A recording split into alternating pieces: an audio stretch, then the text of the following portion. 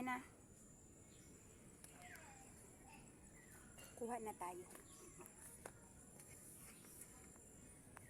Dito naman kuha tayo ng tanglad. Kuha tayo ng tanglad.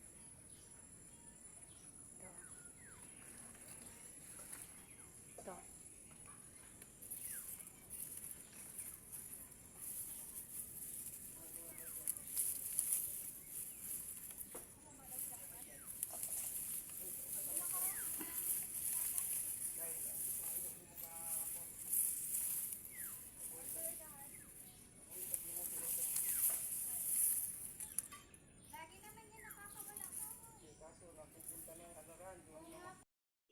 Ang kasama ko sa tea, yung tanim, yung kaniyang kumbaga dulaw o kaya yung tawag nito ay turmeric.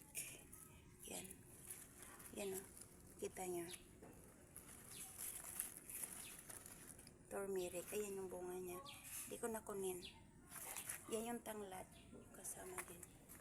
As yung luya. Ayan. Tinatanim ko rin. Kasama din kasi yung luya sa aking tea.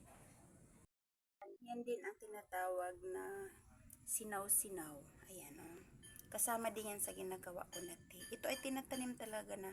Tinatanim ko talaga ito dahil pinapadami ko. Sinaw-sinaw or pansit-pansitan. Ito yung tinatawag. Hinarvest ko na kasi ito. Yan.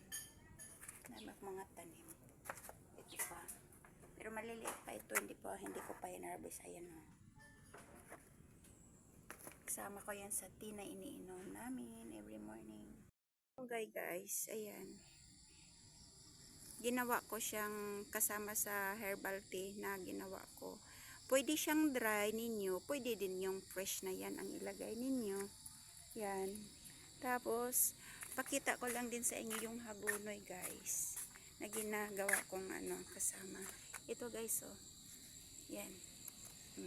Yan ang hagunoy guys. Para malaman nyo, isa to sa sangkap sa ating herbal tea na ginawa. Naka-upload ko lang. Pinakita ko lang sa inyo mga ingredients para alam niyo. Ayan, halpuno yan. Pwede din ninyong fresh nga ilagay o pwede din ninyong i-dry.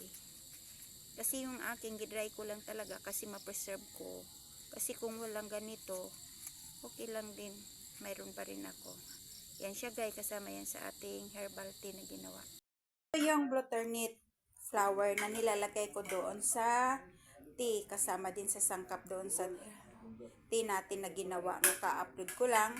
Ito ay flower na color violet. Ang nagabaging ito siya, maliliit ang dahon. Kung sinong nakakita nito. Wala na kasi akong halaman dito na baging ng butternut. Ayan, butternut siya. Pinadry ko na siya para ma-preserve ko na. So, yan na mga kaibigan. Oo. Shout out pala sa nagbigay nito, si Sispe, nagbigay nito. Yung butternut, yan, pinadry ko na. Dito kasi hindi nabuhay yung aking tinanim. Kaya siyang nagbigay nito. Yan, kaya dinry ko na. Yan o. At saka yung isa pa nating kapatid na na nagbigay nito. Sabi niya taga Cavite daw siya. Yan, shout out ha. Yan, maraming salamat. Ayan siya. Ang lemon, ayan, buo na yan, nilalagay ko doon sa tea. Sinasama ko na ang kanyang balat kasi makapreserve kasi niya yung balat na yan. Ang kagandahan lang guys sa ating tea na ginawa, yung ka-upload ko lang, kahit utot mo, hindi mabaho.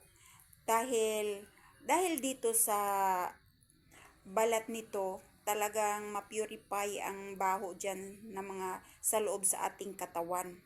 Yan, kahit utot mo, pag pupupo ka, wala talaga. So, yan siya guys, pinakita ko sa inyo para alam nyong kunin. So, yung ating bawang, sibuyas, luya, hindi ko na pinakita sa inyo kasi alam ko na alam nyo na yon. Bawang, sibuyas, bombay or onion, red onion, yan, bombay sa Bisaya. Luya, pareho ang dami niya. Yun. Pwede ninyong i-blend, pwede din ninyong hiwain. Tapos, lagyan nyo ng honey kung may honey kayo. Kung walang honey, pwede na siya sugar. So, yan mga kaibigan. kaibigan, thank you for watching. Subscribe and share my vlog. Yan, maraming salamat.